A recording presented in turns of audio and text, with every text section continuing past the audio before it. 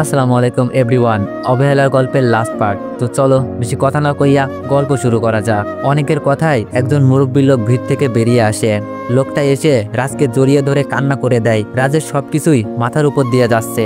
তখন লোকটা বলতে শুরু করে, বাবা, আমি তোমাদের বাড়ির ড্রাইভার ছিলাম। তোমার আব্বুর নাম আরমান সিকদার, আর আকাশ সাহেব নাকি ওনার বন্ধু ছিল। প্রায় সময় তোমাদের বাসায় আসতো। একদিন যখন আমি তোমাদের নিয়ে স্কুলে আসি, সেদিন বাসায় গিয়ে দেখতে পাই আকাশ সাহেব তোমার আব্বু আম্মুকে খুন করেছে। পুরো বাড়ি রক্তে রঙিন। পাশেই তোমার আব্বু আম্মু নিতদেহ পড়েছিল। তোমাকে নিয়ে তাড়াতাড়ি সেখান থেকে চলে আসি, কিন্তু ওরা আমার খোঁজ খবর নিয়ে আবার আমাকে ধরে ফেলে। আমি তাদের বুঝতে দিইনি আমি যে সবকিছুই দেখেছি। পরে আকাশ সাহেব আমার কাছ থেকে তোমাকে নিয়ে আসে। তবুও আমি তোমার খোঁজ খবর নিতাম, কিন্তু তোমার সাথে কথা হয়ে উঠছিল না। তুমি আমাকে মাফ করে দিও বাবা। লোকটার কথাগুলো শুনে রাজের পায়ের নিচ থেকে মাটি সরে যায়। যাকে নিজের বাবা মনে করে দিনের পর দিন তার জন্য খেটে খুঁটে নিজের জীবনটাকে নরকে পরিণত করেছে, সেই মূলত তার বাবাই না, তাকে টাকার খনি হিসেবে ব্যবহার করেছে। রাজ আকাশ সাহেবের দিকে রক্তচক্ষু করে তাকিয়ে দৌড় দিয়ে কলার টান দিয়েই মাটিতে ফেলে দিয়ে মুখের মাঝে লাগাতার পাঁচ মারতে থাকে। মুখ দিয়ে গোল গোল করে রক্ত প্রবাহিত হচ্ছে। রাজ বলল, তুই আমার আব্বু আম্মুর খুনি, আর আমি কিনা তোকে বড়লোক বানানোর জন্য নিজের জীবনটাকেই দিয়ে দিতে বসেছিলাম। তোকে আজ আমি মেরেই ফেলবো। আমি বললাম, আহ রাজ, এত তারা কিসের? এখনো তো আসল কাহিনী রয়েই গেছে। একটু ধৈর্য ধর, সবকিছু জানতে পারবি। কথাগুলো বলেই অনেক আস্তে আস্তে ঐশীর সামনে গিয়ে দাঁড়ায়। ঐশীর গালে হাত দিয়ে বলতে শুরু করে, ঐশী, তোমাকে অনেক সত্যি জানার আছে। হয়তো তুমি আমাকে বিশ্বাস নাও করতে পারো, কারণ তোমাকে এখন তোমার জীবনের চরম সত্যর দিকে এনে দাঁড় করাবো। সবকিছু তোমার উপর ছেড়ে দিব। তুমি যেটা ভালো বুঝবে সেটাই করবে। ঐশী, আনাপ চৌধুরী তোমার আব্বু না। আনাপ তোমার আব্বু আম্মুকে মেরে তোমাকে নিজের মেয়ে বানিয়ে বড় করে। ঐশী বলল, অনেক, এতক্ষণ যা যা বলেছো সব মেনে নিয়েছি। আমার আব্বু মাফিয়া। আমার আব্বু তোমার আব্বুকে খুন করে সমস্ত সম্পত্তি হাতিয়ে নিয়েছে, আর এখন বলছো আমার আব্বু আমার আব্বুই না। এটা কিভাবে বিশ্বাস করব বলো? আর তোমার কাছে কি প্রমাণ আছে আমার আব্বু তোমার আব্বুকে মেরে সম্পত্তি হাতিয়ে নিয়েছে? প্রমাণ দিতে পারবে কি আমার আব্বু মাফিয়া ডেভিল? আমি বললাম, জানতাম তোমার মতো বুদ্ধিমতী মেয়ে আমাকে এমন প্রশ্ন করবে। আনাপ চৌধুরী কি তোমাকে তোমার বাড়ির পিছনে স্টোর রুমের দিকে যাওয়ার জন্য দিত? ঐশী চিন্তায় পড়ে যায় কি উত্তর দিবে, কারণ আনাপ চৌধুরী ঐশীকে ছোট থাকতেই স্টোর রুমের আশেপাশেও যেতে দেয়নি। ঐশী অনেকের দিকে তাকিয়ে উত্তর দেয়। ঐশী বলল, না। আমি বললাম, কারণ কেন জানো ঐশী? তোমার নিজের আব্বুকে আনাপ চৌধুরী স্টোর রুমে বন্ধ করে রেখেছিল। অনেক কথাগুলো বলার সময় ক্যাম্পাসে আরো দুইটা গাড়ি প্রবেশ করে। প্রথম গাড়ি থেকে সাইফুল বের হয়ে আসে। সাইফুলকে পুলিশের পোশাকে দেখে সবাই অবাক হয়, কারণ সবাই জানে সাইফুল এই ভার্সিটিতে পড়ে। ঐশী, তিশা আর সবাই অবাক হয়ে তাকিয়ে আছে। সবার অবস্থা দেখে অনেক বলে, সাইফুল ভার্সিটিতে ছদ্মবেশে ছিল। সে একজন পুলিশ অফিসার। আমাকে সাহায্যের জন্যই আনা, আর সাইফুল আমার আগে থেকেই বন্ধু ছিল। তাদের কথার মাঝেই সাইফুল গাড়ির দরজা খুলে দিতেই একজন আদি মানুষের মতো লোক বেরিয়ে আসে। সবাই লোকটাকে দেখে কেমন আটকে ওঠে, কারণ লোকটার মুখ ভর্তি দাড়ি, চুলগুলো ইয়া লম্বা লম্বা, একেবারে আদি মানুষ। সাইফুল লোকটাকে অনেক আর ঐশী তাদের সামনে এনে দাঁড় করায়। লোকটার সামনে দাঁড়িয়ে মাথাটা নিচের দিকে করে রেখেছেন। মনে হচ্ছে এই সূর্যের আলোকে উনি ভয় পাচ্ছেন। অনেক বছর ধরে ঘরবন্দি থাকার জন্য আলোকে সহ্য করতে পারছে না। অনেক লোকটার উদ্দেশ্য করে বলেন, মারুফ সাহেব, সামনের দিকে তাকিয়ে দেখুন। আপনার সেই ছোট্ট ঐশী আজ কত বড় হয়ে গেছে। দেখেন, আপনার সামনে দাঁড়িয়ে আছে। অনেকের কথাই লোকটা ঐশীর দিকে অপলকভাবে তাকিয়ে থাকে, চাহনির মাঝে মায়া ভরা। লোকটা আস্তে আস্তে ঐশীর কাছে যায়। ঐশীকে মা বলে ডেকেই জড়াই ধরে কান্না করে দেয়। আনাপ চৌধুরী বললেন, বাহ অনেক বাহ, তোকে আমি চামচা বানানোর জন্য সেই দিন এনেছিলাম, কিন্তু তুই তো আমার সবকিছুই নষ্ট করে দিলি। তবে আমি জানতাম এমন কিছুই হবে, তাই আমিও প্রস্তুতি নিয়ে এসেছি। তোরা সবাই বের হয়ে আয়। আনাপ চৌধুরীর কথা শুনে ক্যাম্পাসের সব দিক থেকে তার ছেলেপুলে ক্যাম্পাস ঘেরাও করে নেয়। ঐশী বলে, আব্বু তুমি? আনাপ চৌধুরী বললেন, হ্যাঁ রে, অনেক এতক্ষণ ঠিকই বলেছে। আমি তোর আব্বু নয়, তোর আব্বু মারুফ সাহেব। আমি তোকে ছোট থেকে বড় করি, কারণ মারুফের সব সম্পত্তি তোর নামে লেখা। আর তোকে যদি ছোট সময়ে মেরে ফেলতাম তাহলে সমস্ত সম্পত্তি সরকারের কাছে চলে যেত। তাই তোকে এতদিন আদর স্নেহ করে বড় করি। এই সামনে তোর জন্মদিন, তোর সমস্ত সম্পত্তি আমার নামে করে নিতাম, কিন্তু মাঝখান থেকে অনেক সব নষ্ট করে দিল। আমি তো স্টোর রুমে তালা দিয়ে রেখেছি, তাহলে অনেক মারুফকে কিভাবে পেল? আমি বললাম, পাপীরা যতই পাপ করুক একসময় তারাও ফেসে যায়। সেম তুইও আনাপ চৌধুরী। বেশ কিছুদিন আগেই কি মনে করে তোদের বাড়ির পেছনে স্টোর রুমের দিকে যাই। আসার সময় কারো আত্মদান শুনে থমকে যাই। আরো কাছে গিয়ে জানতে পারি কোনো মানুষের। তখন জানালা দিয়ে টপকে ভিতরে গিয়ে মারুফ সাহেবকে শিকল দিয়ে বাঁধা অবস্থায় দেখতে পাই। একটু আশ্চর্য হই, কারণ একজন মানুষকে কিভাবে বেঁধে রাখলো।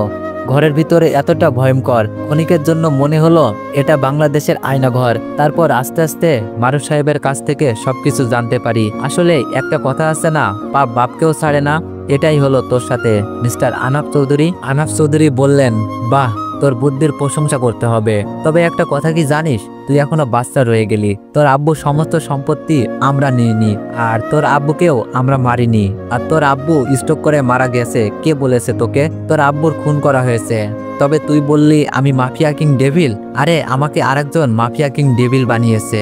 আমরা সবাই তার আন্ডারে কাজ করি, তাকে খুঁজতে যাস না, তাহলে তুই এমনিতেই মারা পড়বি। দূরে থাক তার থেকে, এতেই তোর মঙ্গল। আনাফ চৌধুরীর কথার মাঝখানে আকাশে বলে ওঠে, আমরা তোমার সম্পত্তির কিছুটা নিয়েছি, এটা আমরা স্বীকার করি। তবে আমরা তোমার আব্বুর মৃত্যুর শোকে শোকাহিত, আর আমরা আমাদের ইচ্ছেতে তোমার আব্বুর সাথে বেইমানি করিনি। তার জন্য আমাদেরকে বড় অঙ্কের টাকা দেওয়া হয়। তোমার আব্বুর সমস্ত সম্পত্তি হলো তোমার। কথাটা বলার আগেই কোথা থেকে দুইটা বুলেট এসে আনাফ চৌধুরী ও আকাশ সাহেবের কপাল বরাবর লাগে। তারা দুইজন মাটিতে লুটিয়ে পড়ে। অনেক তাকিয়ে দেখে একটা মোটরসাইকেলের দুইজন মুখোশধারী লোক গুলি করে মোটরসাইকেল নিয়ে চলে যাচ্ছে। অনেক পিস্তলটা হাতে নিয়ে গুলি করতেই যাবে, এমন সময় রাজ অনিককে ধাক্কা দিয়ে ছিটকে ফেলে দেয়। অনেক মাটিতে মুখ থুবড়ে পড়ে। সবাই হতভম্ব হয়ে যায়, কারণ একটা গুলি এসে অনেকের শরীর ভেদ করে দিত। কিন্তু রাজ অনিককে ধাক্কা দিয়ে ফেলে, নিজেই গুলির শিকার হয়। রাজের কাঁধ বরাবর একটা গুলি এসে লাগে। অনেক মাটি থেকে দৌড়ে রাজকে এসে ধরে। অনেকের চোখে আতঙ্ক, কারণ আজ রাজ না থাকলে রাজের জায়গায় সে থাকতো। আমি বললাম, আমি না তোর শত্রু, তাহলে বাঁচালি কেন? আমি মরলে তো তোর ভালোই হতো, তোর জায়গায় তুই থাকতি, কেউ বাধা দেওয়ার থাকতো না। রাজ বলল, অনেক, আমি অনেক খারাপ কাজ করেছি রে। তবে জানিস, সবসময় চিন্তা করেছি আমার ফ্যামিলিকে ভালো রাখার। আমি সবসময় আলাদা থেকেছি, সবার আড়ালে। সেই ছোট্ট সময় থেকে আকাশ সাহেব আমাকে আড়ালে রেখেছে, আমাকে এই পথ বেছে নিতে বাধ্য করেছে। তাদের জন্য কি না করেছি। আর আজ সত্য জানলাম, আকাশ সাহেব আমার আব্বুই না, আর আমি তাদের জন্য নিজেকে তিলে তিলে শেষ করে দিয়েছি।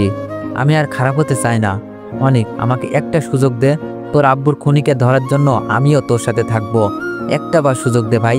রাজের কথায় অনেকের চোখ দিয়ে পানি চলে আসে, কারণ অনেক রাজের চোখে করুণা দেখতে পাচ্ছে। আর রাজ সত্যি আহত। যাকে নিজের সব মনে করেছে সে তাকেই ব্যবহার করেছে। অনেক রাজকে আর কোনো কথা বলার সুযোগ দেয়নি, টান দিয়ে বুকের মাঝে নিয়ে নেয়। আমি বললাম, রাজ, আজ থেকে তোকে আমি আমার ভাইয়ের জায়গা দিলাম, আশা করি তুই আমার ভরসা নষ্ট করবি না। রাজ বলল, আমি খারাপ হতে পারি, ওয়াদা নষ্ট করিনি, আমি কথা দিলাম তোর ভরসা নষ্ট করব না। অনেক রাজকে ছেড়ে দিয়ে সাইফুলকে বলে রাজকে হাসপাতালে নিয়ে যেতে, আর বাকি গার্ডদের বলে চলে যেতে। সাইফুল অনেককে কিছু বলতে গিয়েও বলেনি, কারণ অনেক সাইফুলকে ইশারা দিয়ে চলে যেতে বলেছে। সাইফুল ঐশীর আব্বুকে, রাজকে, বাকিদেরকে নিয়ে ক্যাম্পাস ত্যাগ করে। এখন ক্যাম্পাস পুরো ফাঁকা, গুলাগুলির জন্য ক্যাম্পাসের সবাই পালিয়েছে। অনেক আস্তে আস্তে উঠে সামনে থাকা ঐশীর কাছে যায়, হাঁটু বাস করে বলতে থাকে, ছোট সময় থেকে সেই অবহেলা নামক মহামারীর কাছে নিজেকে আত্মসমর্পণ করেছি। ভালোবাসা নামক কোনো কিছুই পাইনি। ঐশী, জানো আমি ভালোবাসার কাঙ্গাল, আমার একটু ভালোবাসার দরকার। ছোট সময় আব্বুকে পাইনি, জানো ঐশী, আব্বু আমাকে অনেক আদর স্নেহ করত, চোখের সামনে থেকে কখনো আড়াল করেনি। সেই আব্বুকে ওরা মেরে ফেললো। ঐশী, আমি কিছুই করতে পারিনি। তখন থেকেই ভালোবাসা নামক মায়াটাকে বড্ড মিস করতে শুরু করি। চাচির কাছে গিয়েছিলাম মায়ের ভালোবাসার দাবি নিয়ে, কিন্তু চাচি আমাকে অনাথ অলক্ষ বলে দূর করে তাড়িয়ে দিত। ঐশী, আমি না ভালোবাসার কাঙ্গাল, আমাকে একটু ভালোবাসা দিবে? কথা দিচ্ছি, আজন্ম তোমাকে ভালোবেসে পার করে দিব।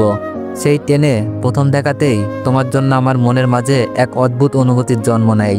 তার নাম হয়তো আমি দিতে পারবো না, তবে ঐশী, আমি তোমাকে অনেক ভালোবাসি। হবে কি আমার ভালোবাসার সঙ্গিনী? ঐশীর চোখে পানি, অনেকের দিকে অশ্রুসিক্ত নয়নে তাকিয়ে আছে, কারণ অনেক তাকে এত ভালোবাসে তা ঐশীর অজানা। আসলেই ভালোবাসা এমন একটা জিনিস যা হুট করেই মানুষের মনে এসে কড়া নাড়ে। মানুষ খুবই অদ্ভুত প্রাণী, যাকে সবসময় ঘৃণা করে হুট করে তাকেই ভালোবাসতে শুরু করে। একটা গান আছে না, মেয়েদের মন বোঝা নয় রে নয় সোজা। এই গানটাই উল্টিয়ে এমন হলেও পারতো, মানুষের মন বোঝা নয় রে নয় সোজা। ঐশী হাঁটু ভাঁজ করে অনেককে জড়িয়ে ধরে, সারা মুখে অজস্র চুমু দিয়ে ভরিয়ে দিচ্ছে। মনে হচ্ছে অনেক যুগ ধরে ভালোবাসার ক্ষুধার্ত। অনেক মুচকে হাসি দিয়ে উড়িয়ে দেয়। আজ তার ভালোবাসার পূর্ণতা পেল। বস, আপনি যেভাবে বলেছেন সেভাবেই করেছি, কিন্তু অনেককে মারতে পারিনি। অনেকের জায়গায় মাফিয়াটা চলে আসে। তোদের দিয়ে ঠিক করে একটা কাজও হয় না। অনেকের শ্রবণ শক্তি হরিণের ন্যায়, আর ঘ্রাণ শক্তি পিঁপড়ার ন্যায়। অবশ্যই ঘ্রাণ শুকতে শুকতে আমার পর্যন্ত এসে যাবে। তোদের আসার দরকার নেই, তোরা অন্য কোথাও চলে যা। অনেক তোদের খোঁজ করতে করতে অবশ্যই চলে আসবে। কথাগুলো বলে অজানা লোকটি কল কেটে দেয়। এমন সময় একটা মহিলা এসে ঘরে প্রবেশ করে। মহিলাটি লোকটার উদ্দেশ্যে বলতে লাগে, কথায় আছে না, পাপ বাপকেও ছাড়ে না, তোমার এমনটাই হবে। ছেলেটাকে কতই না কষ্ট পেতে হয়েছে, কাউকে ছাড়বে না। যদি শোনে তুমি তার আব্বুকে খুন করেছ, তোমাকেও ছাড়বে না। সত্যের জয় অবশ্যই হবে। কথাগুলো বলে মহিলাটা ঘর থেকে বের হয়ে যায়। লোকটা চেয়ারে হেলান দিয়ে সিগারেটের টান দিয়ে বসে চিন্তা করতে থাকে। অনেকে সে তার আব্বুর সাথেই মেরে ফেলতো, কিন্তু অনেকের আব্বুর অর্ধেক সম্পত্তি অনেকের নামেই করে দেয়। যদি অনেককে ছোটবেলায় মেরে ফেলতো তাহলে সব সম্পত্তি সরকারি ফাউন্ডেশনে চলে যেত। তাই অনেককে বাঁচিয়ে রাখা। কিন্তু সে জানতোই না অনেক সবার আড়ালে র এজেন্সিতে চলে যাবে। অনেক যে র এজেন্সিতে তা সে আজকেই জানতে পারে। অনেকের সম্পর্কে সব জেনে কেঁপে ওঠে। এখন তার মনে হচ্ছে দুধ দিয়ে কালসাপ পুষে নিত। অজানা লোকটি আর ভাবতে পারছে না। ফোনটা নিয়ে একজনকে কল দেয়। এইদিকে সাইফুল রাজকে হাসপাতালে এনে গুলি বের করায়। কিছু গার্ডদের দিয়ে মারুফ সাহেবকে সেলুনে পাঠিয়ে চুল দাড়ি কাটিয়ে আনে। অনিক আর ঐশী হাসপাতালে এসে পৌঁছায়। রাজ এখন সুস্থ, বাড়ি নিয়ে যেতে পারবে। অনেক চিন্তা করে সবাইকে নিয়ে আকরাম চৌধুরী যেখানে থাকতো সেখানে নিয়ে যাবে। সবাইকে নিয়ে অনেক বাড়ির উদ্দেশ্যে রওনা দেয়। বাড়িতে প্রবেশ করতেই আকরাম চৌধুরীর স্ত্রী এসে ঐশীকে জড়িয়ে ধরে কান্না করে দেয়। কান্না করতে করতে বলে, ঐশী, তোকে কিছু সত্যি বলার দরকার। আমি তোর আসল আম্মু, বা আকরাম তোর আব্বু নয়। আকরাম তোর আব্বু আম্মুকে মেরে ফেলেছে। আমি তোদের বাড়িতে কাজ করতাম। তোর আব্বু আম্মুকে মেরে তোকে দেখে রাখার জন্য আমাকে রাখে। কথাগুলো বলে কান্না করতে থাকে। তখনই মারুফ সাহেব প্রবেশ করে। ওনাকে দেখেই নীলিমা বেগম অবাক হয়ে যায়।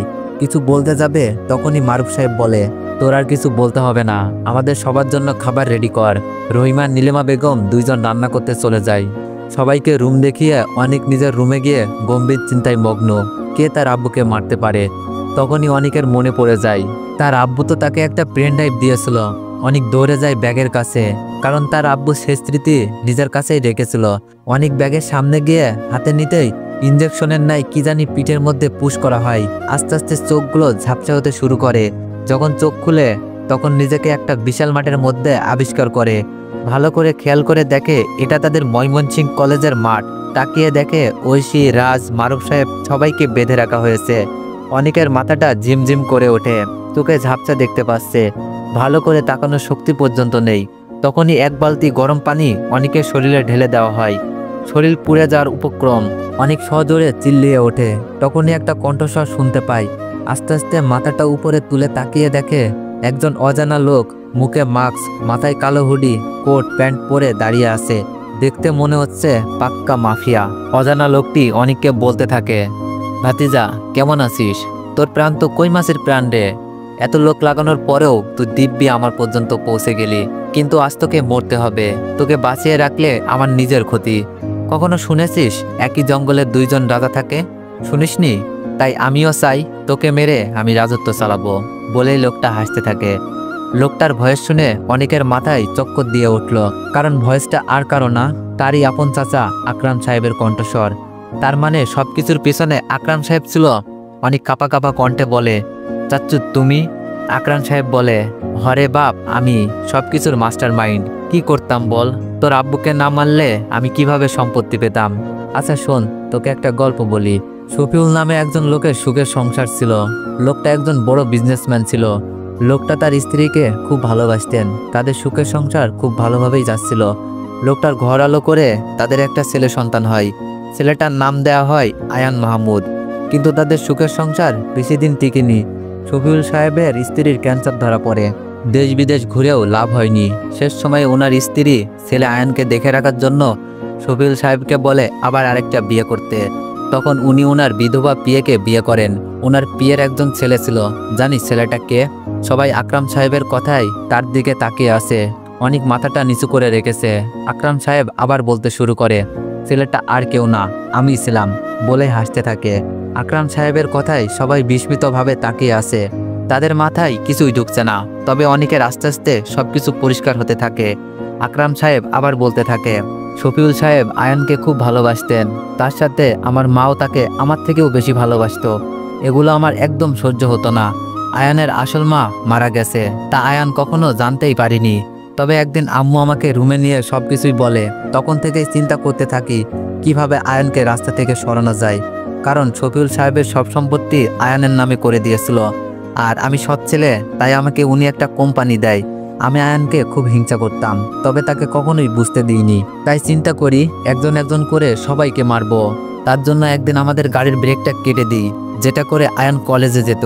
কিন্তু আম্মু আর শফিউল সাহেব ওই দিন আয়ানের গাড়িটাই শপিং করার জন্য নিয়ে যায়, যার ফলে ব্রেক ফেল করে ওনারা ওই দিন মারা যায়। ওই দিন অনেক কেঁদেছি, কারণ যতই হোক আমার আম্মুই তো ছিল। তবে সব রাগ আয়ানের উপর যায়। যেখানে তার মরার কথা ছিল সেখানে আমার আম্মু মারা গেছে। সেদিন থেকে চুপ থাকি। আস্তে আস্তে সময় যেতে থাকে। আয়ান বিয়ে করে কলেজের সবথেকে সুন্দরী মেয়ে ফারিয়াকে, যাকে আমি পছন্দ করতাম, তাকেই আয়ান বিয়ে করে নেয়। সেদিন থেকে চিন্তা করি সব কয়টাকে মেরে আমি সবকিছুর রাজা হব। কিছুদিন পর শুনতে পারি ফারিয়া গর্ভবতী। ডেলিভারির দিন হাসপাতালে আমি ডাক্তারকে মোটা অঙ্কের টাকা দিয়ে ফারিয়াকে মেরে ফেলি। কিন্তু ফারিয়ার গর্ভ থেকে জন্ম নেয় অনিক। মাঝখানে অনিক আমার পথের কাঁটা হয়ে দাঁড়ায়। আয়ান অনিককে আস্তে আস্তে বড় করতে শুরু করে। আনাফ আর আকাশকে আমি ফারিয়ার ভাই বানিয়ে পাঠাই। আয়ানকে ফকির বানিয়ে দিই। আয়ান এসে আমার কাছে আশ্রয় নেয়। তবে আয়ান ছিল খুবই চতুর। সে হাল ছাড়েনি, সবকিছুর বিষয়ে খোঁজ নিতে শুরু করে। লাস্ট পর্যায়ে জেনে যাই আমি সবকিছুর পেছনে। ওই দিন আয়ানকেও মারতে হয়, স্ট্রোক বলে চালিয়ে দিই। তবে অনিকের নামে কিছু সম্পত্তি লিখে দেওয়া যায়। তার জন্য অনিককে আমার কাছে রেখে বড় করতে থাকি। সেখানেও একটু গেম খেলেছি। রাধিকাকে দিয়ে আমি অনিককে মার খাওয়াইতাম, যাতে অনিক আমার কথা মেনে চলে আর আমাকে বিশ্বাস করে। কিন্তু রাধিকা ছিল খুব নরম মনের। সে অনিককে মেরে আবার যখন অনিক ঘুমিয়ে যেত তখন মলম লাগিয়ে দিত মারের জায়গাগুলোতে। সম্পত্তি লিখে নেওয়ার জন্য সাদিয়াকে দিয়ে গেম খেলাই। অনিককে বের করে দিই। সাদিয়া করতে চায়নি, বাধ্য হয়ে করেছে। তবে অনিক যে রয় জিনসতে তা জানতাম না। যাই হোক, এখন অনিকের সাথে সাথে বাকিদেরও শেষ করে দিতে হবে বলে আকরাম সাহেব হাসতে থাকে। আকরাম সাহেবের কথায় অনিক অবাক। কত সুন্দর করে গেম খেলল। তারই সৎ চাচা, যাকে আপন খুব আপন মনে করত সেই সৎ, আর যাদের ঘৃণা করত তারাই আপন বের হলো। তার মানে সাদিয়া আর রাধিকা চাচি নির্দোষ। বাহ, দুনিয়াটা কতই অদ্ভুত। যাকে আপন বাবা হয় সেই বের হয় শত্রু, আর যাকে শত্রু বাবা হয় সেই হয় আপন। অনেক উচ্চস্বরে হাসতে থাকে। হাসতে হাসতে বলে, বাহ চাচা, তোমার মাস্টার প্ল্যানিং অসাধারণ। তবে ছোট্ট একটা ভুল করে ফেলেছ। ভুলটা হচ্ছে সাইফুল তোমার গুপ্তচর, তা আমি জানতে পেরে গিয়েছিলাম। আর আমার যাবতীয় খবর সাইফুল তোমাকে দিত। আমি জানতে পারলাম কিভাবে, তাই তো? রাতে যখন আমি নিজের ঘরে যাই তখন একজনের ফিসফিস করে আলাপ শুনতে পাই। ফলো করে দেখি সাইফুল কার সাথে জানি কথা বলছিল। কান পেতে শুনতে পাই আজকে রাতে নাকি আমাদেরকে কার কাছে নিয়ে যাবে। তখনই আমি আমার লোকদের মেসেজ দিয়ে রাখি। অনিকের কথায় আকরাম সাহেবের চোখ রক্তবর্ণ হয়ে যায়। আকরাম সাহেব চিল্লিয়ে বলে, তোকে আজ আমি মেরেই ফেলবো। কথাটা বলে তার লোকদের ইশারা করে অনিককে মারার জন্য আসতে। অনিক নিজের সর্বোচ্চ শক্তি দিয়ে রশির মধ্যে টান দিয়ে হাত খুলে ফেলে। হিরো স্টাইলে এক একজনকে মাটিতে লুটিয়ে দেয়। বাকি কয়েকজন বন্দুক বের করে গুলি করতেই যাবে, এমন সময় সবাইকে মাটিতে লুটিয়ে পড়ে। আকরাম সাহেব দেখে পুরো মাঠ কমান্ডো দিয়ে ভরে গেছে, পালানোর কোনো সুযোগ নেই। তবুও আকরাম সাহেব দৌড় দেওয়ার সাথে সাথে অনেক আকরাম সাহেবের পায়ে গুলি করে। একে একে সবার বাঁধন খুলে দেয়। ঐশী বাঁধন খোলার সাথে সাথে দৌড়ে এসে অনিককে জড়িয়ে ধরে। অনিক সবাইকে ইশারা করে নিয়ে যেতে। ঐশীও চলে যায়। অনেক একজনকে ইশারা করতেই সাইফুলকে নিয়ে আসা হয়। দেখে বোঝাই যাচ্ছে বেধরমভাবে পিটানো হয়েছে। অনেক সাইফুলকে বলে, তোকে নিজের ভাইয়ের মতো দেখতাম, আর তুই কি করলি? আমার সাথেই বেইমানি করলি। যা, তোকে ছেড়ে দিলাম, চলে যা এখান থেকে, আর কখনো আমার সামনে আসিস না। অনেকের কথায় সাইফুল খোঁড়াতে খোঁড়াতে চলে যায়, কারণ তার বলার কিছুই নেই। সে নিজে অনুতপ্ত। বেইমানি করার পরেও ছেড়ে দিয়েছে, এটাই অনেক। অনেক আকরাম সাহেবকে বলে, তোমাকে আমি আমার জীবনের আইডল মনে করতাম, আর সেই তুমিই কিনা আমার সবকিছু কেড়ে নিয়েছো। তোমার কোনো মাফ নেই। অনেক একজন কমান্ডোকে ইশারা করতেই আকরাম সাহেবকে টেনে হিঁচড়ে নিয়ে যায়। অনেক বাসায় চলে যায়। সেখানে গিয়ে দেখতে পাই রাধিকা বেগম দরজার সামনে দাঁড়িয়ে আছে, আর বাকি সবাইকে নিয়ে এখানেই আসা হয়। অনিককে দেখে রাধিকা বেগম ঝাপটে ধরে কান্না করে দেয়। অনিকের মনে কোনো অভিযোগ নেই, কারণ সবকিছু এখন তার জানা। সাদিয়া এসেও অনিকের কাছে মাপ চায়। অনিক তাকেও মাফ করে দেয়। সকালে নিউজ দেখানো হয় আকরাম সাহেবকে খুব বাজেভাবে হত্যা করা হয়েছে, যেন মৃত ব্যক্তি তার লাশের পাশে থাকতে ভয় পাবে। অনিক আর ঐশীর বিয়ের দিন তারিখ ঠিক করা হয়। আজকে অনিকের বাসর রাত। রাজের সাথে আড্ডা দিচ্ছে। তখন রাজ বলে, অনিক যা, তোর ঐশী তোর জন্য অপেক্ষা করছে, তোকে আর বসিয়ে রাখবো না। কয়েকদিন পর আমি আমার মায়াবতীকে বিয়ে করে নিব। মাফিয়াগিরির চক্করে তাকে অনেক কষ্ট দিয়েছি। আমি বললাম, তোর মায়াবতী আছে, নাম কি বল? রাজ বলল, তার নাম হলো জান্নাত। আমি যখন কলেজে পড়তাম তখন থেকে আমাকে ভালোবাসতো, কিন্তু মাফিয়াগিরির জন্য শত্রু বেড়ে যায়। বাধ্য হয়ে তাকে আমি আমার লাইফ থেকে সরিয়ে দিই, তবে এখন আপন করে নিব। আমি বললাম, আচ্ছা চিন্তা করিস না, আমি সাথে আছি। আচ্ছা থাক তোরা, আমি যাই। কথাগুলো বলেই অনেক চলে যায়। ঘরের ভিতরে যেতে ভয় করছে, তবুও মনে সাহস নিয়ে আস্তে আস্তে ঘরের ভিতরে প্রবেশ করার পর খাটের দিকে তাকিয়ে চোখ ফেরাতে পারে না, কারণ লাল শাড়ি পরে নববধূ বসে আছে। অনেক আস্তে আস্তে খাটে বসে যেই ঐশীকে টাচ করতে যাবে তখনই ঐশী বলে, আমাকে একদম টাচ করবে না, তোমাকে নিয়ে আমার মনের ভিতরে অনেক রহস্য বাসা বেঁধেছে। আগে তার সব কয়টার উত্তর দাও, তারপরে আমাকে ধরার পারমিশন দিব। আমি বললাম, আচ্ছা বলো, তোমার মনের কি প্রশ্ন আছে? ঐশী বলল, তুমি এই বয়সে র এজেন্সিতে কিভাবে, আর তোমার জন্য মন্ত্রী সাহেবই বা আসলো কেন, আর এত ভালো ফাইটার্স কিভাবে হলে? আমি বললাম, আচ্ছা তাহলে শোনো, আমাদের কলেজে একবার অনুষ্ঠানে মন্ত্রী সাহেবকে ইনভাইট করা হয়। উনি আসার পর যখন স্টেজে ভাষণ দিচ্ছিল তখন আমিও ছিলাম অনুষ্ঠানে। একটা বিল্ডিং এর উপর চোখ আটকে যায়। একজন লোক স্নাইপার নিয়ে মন্ত্রী সাহেবকে মারার জন্য বসেছিল। যখন গুলি করবে তখনই আমি মন্ত্রী সাহেবকে ধাক্কা দিয়ে সরিয়ে দিই। বাঁচানোর জন্য মন্ত্রী সাহেব আমাকে বলেছিল, যা চাই তাই দিবে। আমি তখন কিছুই চাইনি, ফলে উনি কার্ড দিয়ে বলেছিলেন আমার যদি প্রয়োজন হয় তাহলে যেন ওনার পার্সোনাল নাম্বারে যোগাযোগ করি। আর রইল ফাইটার্স, আমার আব্বুর বন্ধু, উনি সব ফাইটিং পারে, কুংফু, ক্যারাটে সব ধরনের ওনার কাছ থেকে আমি প্রতিদিন রাতে গিয়ে শিখেছি। যেদিন আমাকে বাড়ি থেকে বের করে দেওয়া হয় সেই দিন মন্ত্রী সাহেবের কাছে গিয়ে বলেছিলাম আমাকে র এজেন্সিতে নেওয়ার জন্য। উনি প্রশ্ন ছাড়াই দিয়ে দেয়। আর কিছু? ঐশীর আর কোনো প্রশ্ন নেই। পরে আবার বলে, আচ্ছা আমাকে এখন সুন্দর করে প্রপোজ করো, এটাই তোমার কাজ। তুমি থেকে যাওয়ার আর্জি জানালে আমি আঁকড়ে ধরার গল্প পুষি। তুমি রেখে দেওয়ার স্বপ্ন বুনলে আমি মুহূর্ত জমিয়ে মুচকি হাসি। তুমি দূরে যাওয়ার ভয় দেখালে আমি মেঘ কুড়িয়ে বৃষ্টি বুনি। তুমি হারিয়ে যাওয়ার পথ খুঁজলে আমি তারার মাঝে ঘর কিনি। তুমি অভিযোগের হিসাব কষলে আমি অভিমান ভুলে কাব্য লিখি। তুমি আক্ষেপ নিয়ে রাস্তা বদলালে আমি ছায়াপথ হয়ে তোমায় দেখি। তুমি তোমার পথে চলতেই পারো, সাথে না হয় আমায় রেখো, আমি তোমার মতোই সামলে নিব। তুমি আকাশ হওয়ার স্বপ্ন দেখো, হবে কি তুমি আমার? অনিকের মুখে এমন কবিতা শুনে ঐশী অনিকের বুকে মাথা লুকায়। একরাশ লজ্জা এসে বাসা বাঁধে। অনিক ঐশীর মুখটাকে আস্তে আস্তে তার মুখের খুব কাছে নিয়ে আসে। ঐশীর ঠোঁট অসম্ভব রকম কাঁপছে। অনিক ঐশীর ঠোঁটের দিকে তাকিয়ে অন্য রাজ্যে চলে যায়। 4 ঠোঁট এক করে দেয়। ঐশীও রেসপন্স দিতে শুরু করে। ঐশীর রেসপন্স পেয়ে অনেক যেন উদ্যান হয়ে যায়। ঐশীকে আষ্টে ফিষ্টে জড়িয়ে নেয়, খাটে শুইয়ে দেয়। তখনই ঐশী বলে, আরে আরে কি করছো, সবাই দেখছে তো? আমি বললাম, কে দেখছে? ঐশী বলল, কে আবার? তোমার অডিয়েন্সরা। আমি বললাম, আমি তো ভুলেই গিয়েছি। যান যান, সবার কাজে যান, আর আমাদেরকে আমাদের কাজ করতে দেন। আল্লাহ হাফেজ।